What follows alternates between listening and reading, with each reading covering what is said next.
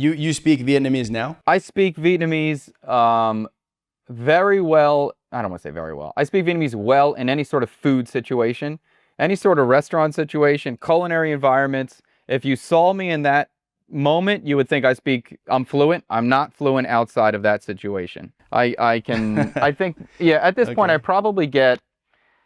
probably get about 50% of most conversations, and then in a food-related environment, 80 to 90% of what's going on. I mean, like, that's kind of how I feel like that's the process of language learning for a lot of people, right? Where, I mean, you start off with the basics. Everyone has to share the basics, the regular phrases and greetings and whatever. And then you slowly branch out from that. And then eventually you focus on the conversations that you have most frequently. And it might be related to your interests, or it might be related to whatever, your job. And then the advanced level is broadening that understanding, filling in some of those gaps in vocabulary, especially.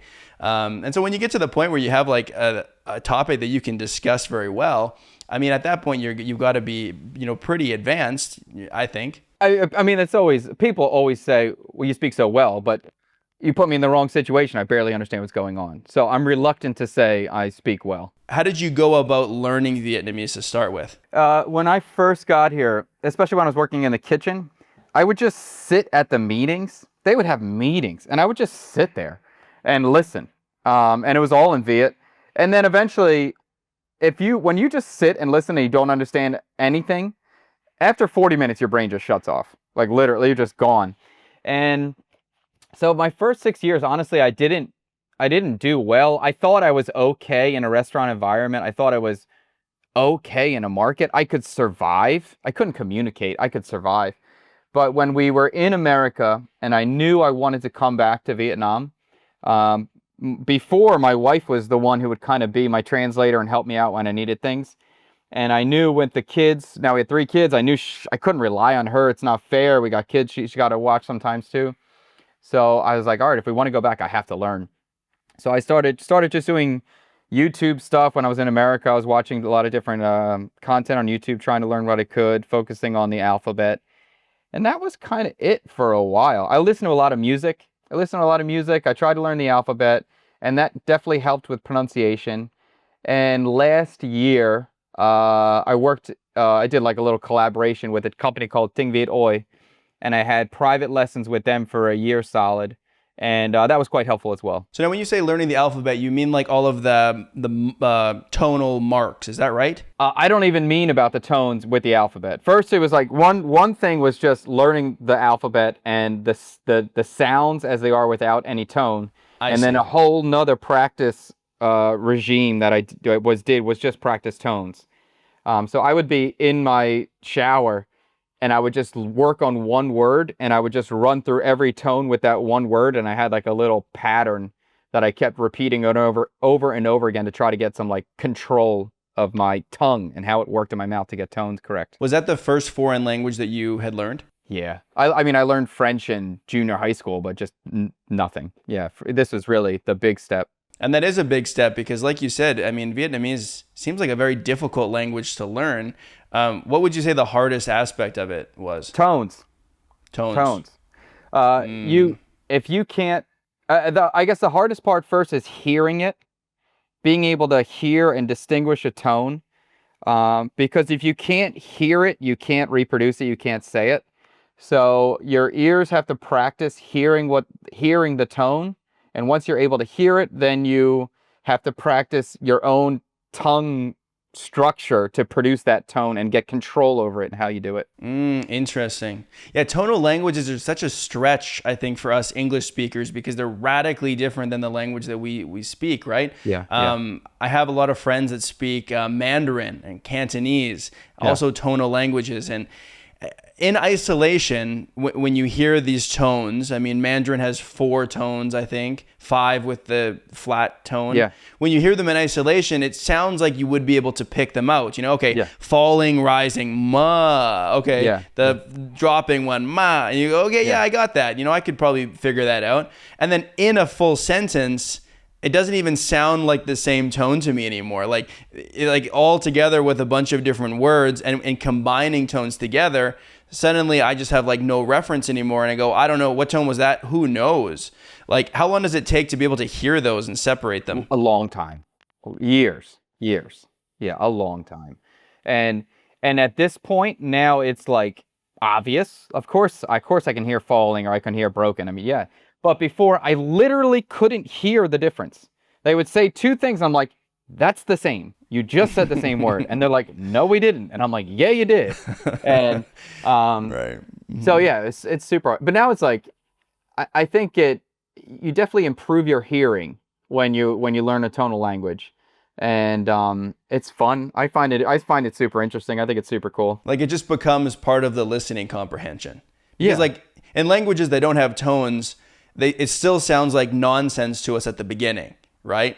Like, learning Spanish in Colombia, a lot of people just speaking, I don't know what they're saying. It just sounds like sounds for things that I don't understand. Yeah. And then as you hear more and more, you can start to pick out things, dissect the sentences, and then they start making more and more sense. So I guess maybe the tones are in that category where just with enough reps, but just maybe more advanced, Yeah. with enough reps, you start to dissect them and it doesn't sound like just one blob of information coming at you. I think the big and very interesting thing for me to realize is that in English, we use tones. We use tones all the time, but we use tones to express emotion. We don't use tones to express a definition. Where in Vietnamese, they use tones to express the definition and they use specific words to express the emotion. So we all have tonal control in English. We're just unaware of it. But if like when we're trying to ask a question or try to get help or be soft, we kind of can go like, can you help me? Can you go up? Can please? Come on, guy, come on. And we're not really aware of that so much, but we do it all the time. Right. I mean, we also do it to emphasize who's doing what, right? I didn't say it, you said it. Right, perfect. Like, we do that stuff too, right? So, I guess we do it to a certain degree, but it's just not as organized as an official tonal system. Like, how many tones are there in Vietnamese? 6. 6 tones. So there's even one including more flat. than Mandarin. Yeah, including the flat one. Yeah. Okay, so the 6th one is the flat tone, and then there's 5 unique ones. So Yeah. what are the 6 tones? Or the other 5, rather? Up, down. Wait a minute, let me think. But there's up, down. There's down, up. There's a bigger down, up. Then there's a straight down, and then there's flat. Okay, so the difference between the up, down, and the deeper up, down. I mean, that sounds like it would be subtle.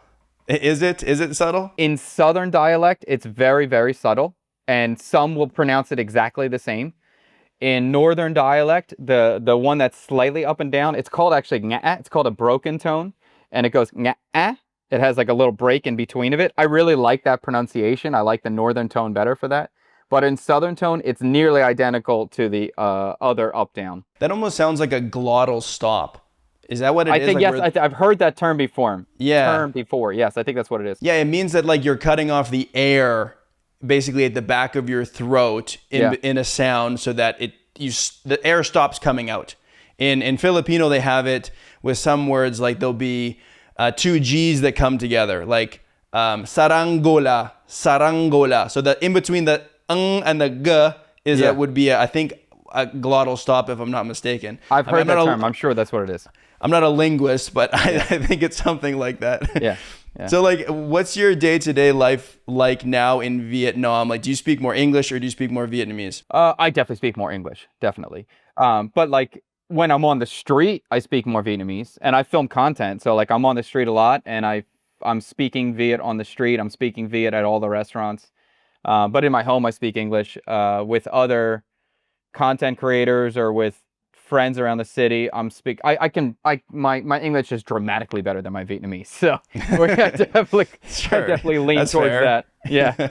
Yeah. Your wife is from Vietnam? Yeah. Yeah. Okay, so did you guys speak English from the beginning in your relationship? Yeah, and her English was terrible in the beginning. Really quite poor, actually. So there was a lot of miscommunication, a lot of fighting, a lot of patience in the beginning, just trying to clearly express our feelings to each other slowly. So like, was it a combination of like broken English and broken Vietnamese on both sides? Or at that point, had you not learned any? I had no Vietnamese. No. Okay. It was all one-sided difficult for her, and me just, the difficulty for me was just trying to be patient and allow her to take her time to find the words she needed to express. How long was that into the process of you living in Vietnam? What part of it? Just the like when the communication issues at the beginning, like when you had zero Vietnamese. Yeah. Like how long had you been there? How long had you been there at that time? Well, we started dating probably like the first week I got here. We met the first, we met day 2, and we were dating very quickly. So, I mean, for the first 3 years, it was hard, very hard. Wow, and 3 years is a long time. Long time, especially when you're living in it. Yeah. So your wife has seen you through like the entire transformation. She's seen you first week, and now she's seen you essentially 9 years into living in Vietnam. That's pretty cool. Yeah, it's cool.